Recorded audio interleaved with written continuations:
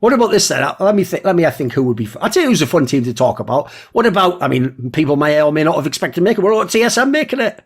The notorious TSM has made it, boys. What do you think of this? Like, I wasn't expecting that name. There's some bigger names that are below them. Yeah, I mean, them and FaZe, I feel like are two teams that kind of surprised me, I guess.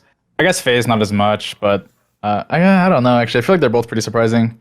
Like, the only team that I thought was, like, guaranteed to make it out of the first was LG. And, I mean, I thought Energy was going to make it, but I did not think TSM and FaZe were going to make it, but it's, I mean, good for them. I think one of them, FaZe made upper bracket and TSM made the lower one, so... Yeah. Pretty cool. I mean, it's awesome to see, like, teams form and, like, do well. What do you think of some of these upsets, Gio? Yeah, I mean, I think so. The thing with FaZe, just you saying, you know, it was kind of a surprise. I feel like FaZe clan always end up being the bridesmaid and never the bride when it comes to a lot of these things. Like, they're a big name. They have like a couple of players that people like to talk about, but you never really see them get all the way. I think that from what I saw of FaZe clan playing, this is kind of no surprise, but like Baby Bay really impressed me. I think that Baby Bay is a really great player. And obviously I remember following him back when he was in Overwatch. And I actually think that while he was a great Overwatch player, he's really been activated. Like Valorant seems to be like his game. Yeah. So I think that, you know, they did really well from that perspective. The upset that, of course, I find interesting, at least if we're talking about these two teams, is TSM beating 100 Thieves, because obviously, and partially that is because 100 Thieves have just gone through this kind of restructure, and there's a lot of expectation around them, and what was it? Did they go straight down into the lower bracket? Yeah, they did. They won because of TSM. They beat like NYFU or something, and then they lost to TSM, I believe. And then they made it to the qualifying match and lost again. Yeah. So it was TSM who put them in the lower bracket and TSM who knocked them out. And I think that is a problem it's a learning opportunity, but if the same team can do that to you twice, like, then that is something to consider about. There is clearly some glaring weakness in the way that you're playing. But I think especially like I was interested in this role swap that has occurred within 100 Thieves because of like Asuna kind of being moved off of the Jet in place of Will. That was a thing that I think had a lot of anticipation surrounding it, because to see how that would kind of turn out regarding like Asuna no longer having like op responsibilities and things like that, and so for them to actually not make it through to the, you know, to actually qualifying almost kind of took me aback, because it felt like this should have been 100 Thieves time to kind of go through. I mean, I think their team, I mean, obviously they're a new team completely. I think they've been practicing for maybe like 3 weeks, so it's not like super surprising they don't make it out. I think they made good pickups. I'm not sure if they're capable of being like Masters qualifiers with this lineup. I mean, maybe I'm wrong. I have no clue.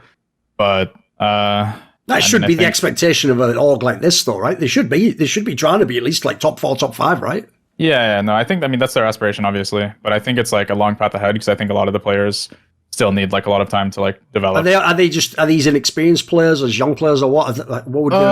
How do you characterize the team they've made? I definitely would say that a lot of them are pretty inexperienced. I mean, I've known Will for really, really long, and he kind of just was around CS. Like, he didn't play super seriously.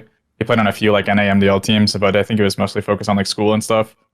But Valorant came out, he started competing. I think he's really good. I think he was like one of the best pickups this offseason.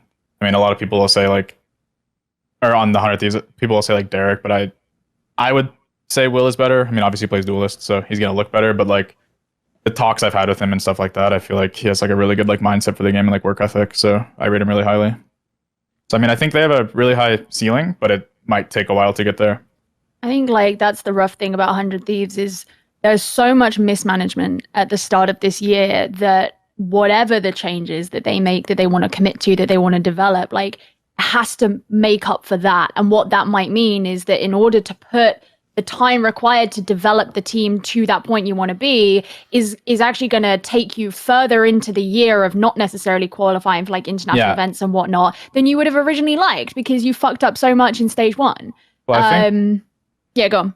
the biggest thing with like what they did, for example, like buying players doesn't work in America. The orgs refuse to let anybody negotiate or anything. They just keep them locked into contracts, like bad contracts too. So it's like they might have. I know they reached out for other people, and the orgs were just like, no, we're not selling him. It's so like, you have to just gamble on unknown sort. So you just have to take like somebody you think has like a. So like say there's like a list of like 5 people, right? They go down it. It's no. So it's like, okay, well, I mean, you got to do it. You got to like do the best with what you have. But I mean, I think that the state North America is in regarding like all of these organizations doing this to the scene is pretty detrimental. Yeah, I can see, especially because unfortunately the issue you have right now by the sounds of it is the incentives of the circuit and what the org is trying to go for to qualify and then keep the talent, etc. Doesn't sound like it's aligned with like the reality of like if you're not the two teams that go to the Masters event, you know, you just sat there for ages and you're stuck in the same team. You want to change team or you want to change a player, but like, you can't, right?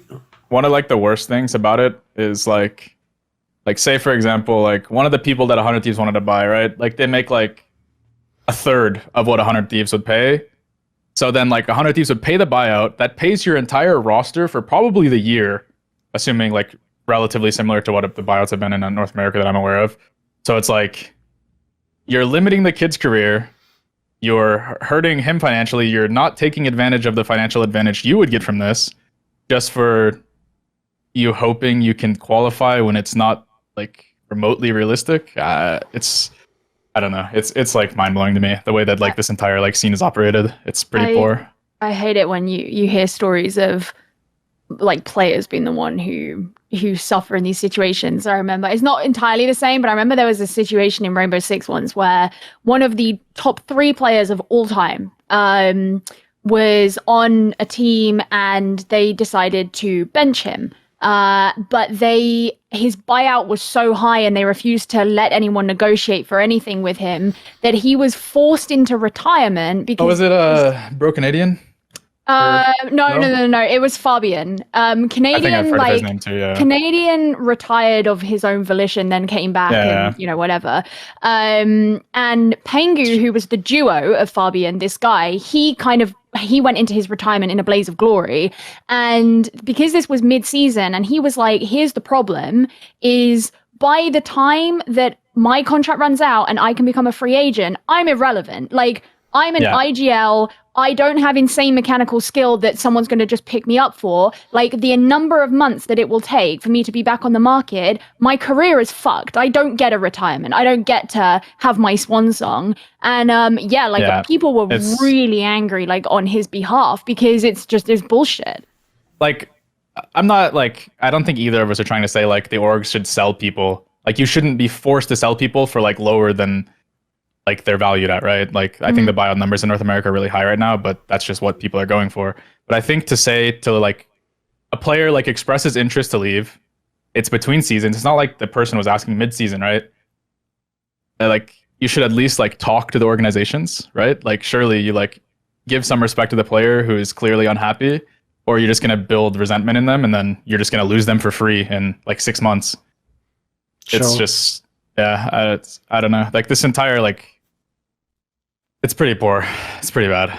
I also think, actually, to the point of what you were saying, Gio, the other bad thing, for example, if you're Sean Gayers, who's in the position to be the coach, or DDK, who's the new GM, it's like, you're having your first try now, but if you're a fan of 100 Thieves, it feels like, mate, I'm done with tries. It's like EG and CSGO right now. So their team's doing badly, but the problem is because their team did shit for a year before, it makes you feel like, well, I don't want to wait for another year. Like, get them out now. Just get them all out now. So it just means those guys are going to get a lot less chances. Basically, they probably have to just succeed next time. That's it. Like, the next one's it. Otherwise, it's all year gone. It's a weird sort of concept that you kind of bring up there, because it's like, if you're a 100 Thieves fan, like, you're sick of it, but it's like, is this the same 100 Thieves it was last year? It's not the same team. Like, you've got like a couple players who are still the same players, but other than that, like, it's not the 100 Thieves that those people were a fan of before. And that's not me saying that you're wrong in what you're saying, but it's like, if you're a fan of 100 Thieves and you're like, I'm sick of this, unless you're specifically there for like Asuna, then that's not the way that you can look at it, and that's just the way it is. Like you're a fan of Nadeshot if that's your attitude, right? It's like you're a fan of buying their merch, you're a fan of the company, you're not a fan of the team. Like this team is brand new. This is a new concept that is starting its regeneration, and that's how you kind of have to see it. By the way, obviously we only briefly touched on them, but what did you actually think of FaZe Clan in Valorant? Like, for example, one thing I always find confusing in Vanity is because there's so few spots to qualify through, so you see teams come in for one and then not in the next one. It's actually hard for me as a more generally sports figure to know, like, how much are these orgs committing? Because when I see, like NRG, Evil Geniuses, TSM, FaZe Clan, when I see these have a Valorant team, I don't know, like, are they just terrible at Valorant? Because the results obviously were shit, like, the last few months. Or is this a game they're only partially into? So in FaZe Clan, do this actually, obviously you said earlier reasons as to why you can't get all the big names, but do you think this is actually like do you think FaZe Clan is properly behind this? Are they going into, is this a team that is really supposed to go to the top? What do you think? From what I've heard, yeah. But I mean, I've only had conversations really with Baby Bay, who seems to be like their franchise player, right? So you're always going to paint yourself in a better light, the person that you want to see you in a good light. So maybe it's different, but from what I've heard, yeah, they're here for like the long run is how it's been painted to me in the past. Okay. And do you actually think any of either of you, do you think, is there any players in this team that like people should watch for in the coming months? Like could Superman. Be the breakout player or something? Superman? That guy is so good. He had like a rough like open qualifier, but this guy was like the best smokes player in NA like in last year, I think. Like from like whenever Rise played well from VCT, the LCQ, I think. Or no, it was VCT. They played VCT and LCQ, and I think he was like the best smokes player in NA. And he just didn't have a team? He just didn't have someone to play for? Well, then Rise, like, he was still playing well when they were in the VCT. Because that's a pretty small org, if people don't know. That's a pretty tiny NA org. Yeah. They're pretty... I don't even think they have teams in many games.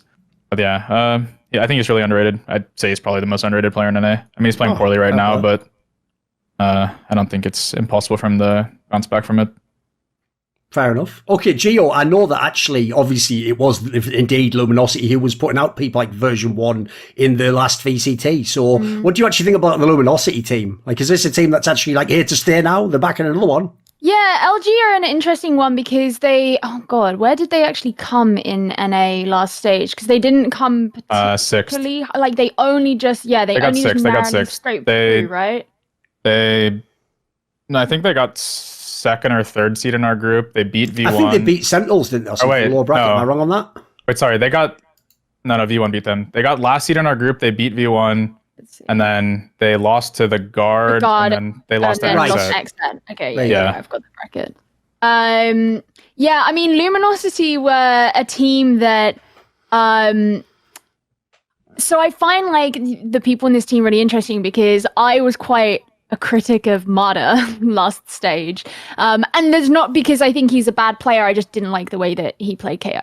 And I was quite critical of that. But I think B-Dog is really above anything fun to watch. I think he's a great player. So I think LG are kind of an interesting one to be sort of sitting, like kind of straddling that boundary of being good enough, but not quite being good enough. Because I think they have talented players on their team. Like Tig is another one. I think that Tig has moments where he just plays really well. So yeah, it doesn't surprise me that they've qualified back through. Like they were a playoffs team.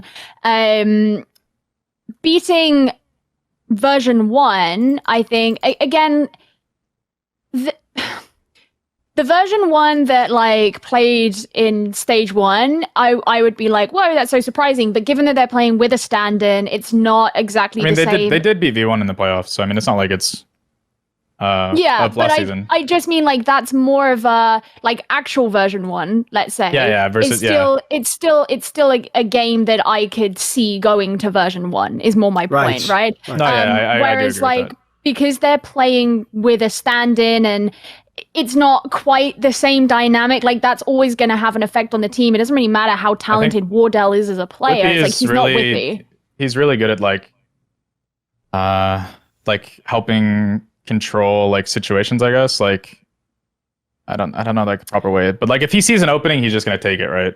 Yeah, and I think that he helps like with the different like diversity within agents too. Like, he can quite literally play like all the agents, and I think that helps your team comps, which in essence would make your game plan more consistent. Yeah, it's almost like, Wardell, the way that he plays Chamber can sometimes, well, when he was on TSM, that was the replacement for a duelist. Like, they would play without a duelist and they would just have him in that role. Whereas I think that Whippy, even when he's playing Chamber, but obviously he can play all these other Sentinels and whatever, he can fit into, like, whatever, like, sort of micro role, I guess it is, the team needs him to be in that moment. Yeah. And that provides a lot of flexibility for the way that they can approach situations. And so, that combined with the fact that, Wardell isn't a synergized member of this team, it doesn't surprise me too much that game went Luminosity's way. But I think looking at their games that they did play in these qualifiers, that's probably one of the games that I would have assumed to be the hardest, that and the TSM game. But me saying that the TSM game is one of the games I would have assumed to be the hardest is kind of coming with the element of hindsight that I know that TSM did really well in this qualifier. I don't know if that's necessarily an opinion that I would have had at the beginning of the qualifier.